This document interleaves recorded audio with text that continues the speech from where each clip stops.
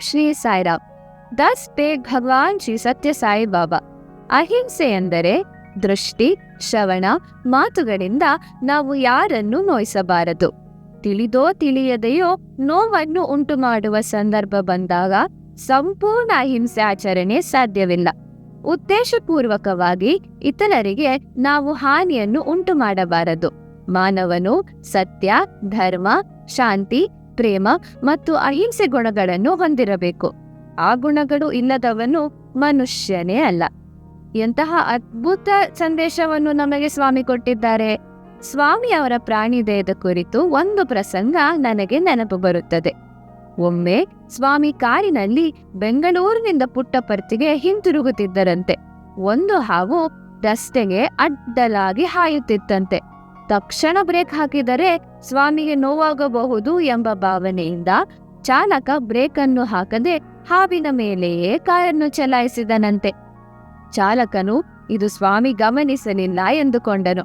Car ಪುಟ್ಟಪರ್ತಿಗೆ ತಲುಪಿದ ಕೂಡಲೇ ಸ್ವಾಮಿ ಚಾಲಕನನ್ನು ತಮ್ಮ ಕೋಣೆಗೆ ಕರೆದುಕೊಂಡು ಹೋದರು.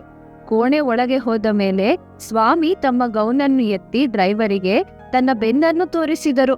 ಅಲ್ಲಿದ್ದ ಟೈರಿನ ಥ್ರೆಡ್ ಗುರುತುಗಳು ಕಂಡು ಆತನು ಬೆಚ್ಚು ಬಿದ್ದು ಚೇತರಿಸಿಕೊಳ್ಳುತ್ತಾ, ಸ್ವಾಮಿ, ನಿಮ್ಮ ಬೆನ್ನಿನ ಮೇಲೆ ಟೈರಿನ ಗುರುತುಗಳು ಕಾಣುತ್ತಿದೆಯಲ್ಲ, ಕಾರು ನಿಮ್ಮ ಬೆನ್ನಿನ ಮೇಲೆ ಹೇಗೆ ಹಾದು ಹೋಯಿತು ಎಂದು ಪ್ರಶ್ನಿಸಿದನು.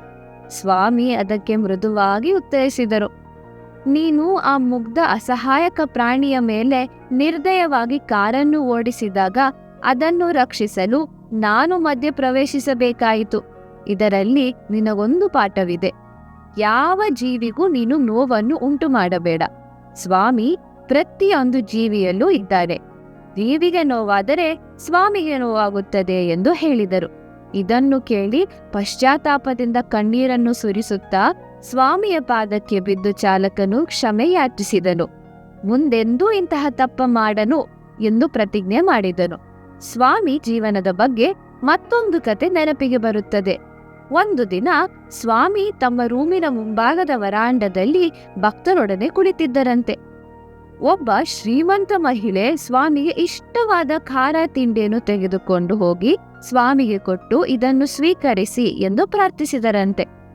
ಸ್ವಾಮಿ ಅದನ್ನು ತಿನ್ನುವಂತೆ ನಟಿಸುತ್ತಾ ಆಕೆಗೆ ಕಾಣದಂತೆ ಅಡಿಕೆಯನ್ನು ಬಾಯಲ್ಲಿ ಹಾಕಿಕೊಂಡು ಕಟಕ್ ಎಂದು ಶಬ್ದ ಮಾಡುತ್ತಾ, ಆಹಾ ಎಷ್ಟು ಚೆನ್ನಾಗಿದೆ ಎಂದು ಹೇಳುತ್ತಾ ತಿಂಡಿಯ ಚೂರುಗಳನ್ನು ಆಕೆಗೆ ಕಾಣಿಸದಂತೆ ಟವಲಿನಲ್ಲಿ ಮುಚ್ಚಿಡುತ್ತಾ ಸ್ವಲ್ಪ ಉಳಿಸಿ, ತೆಗೆದುಕೋ ಪ್ರಸಾದವನ್ನು, ತಿನ್ನು, ಹೋಗು ಎಂದು ಕಳಿಸಿದರಂತೆ.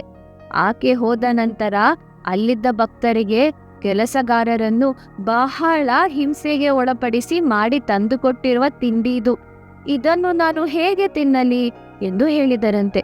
ಇವನ್ನೇ ಸ್ವಾಮಿ ಅಹಿಂಸೆ ಆಚರಣೆ ಎನ್ನುವುದು. ಜೈ ಸಾಯಿರಾಮ್.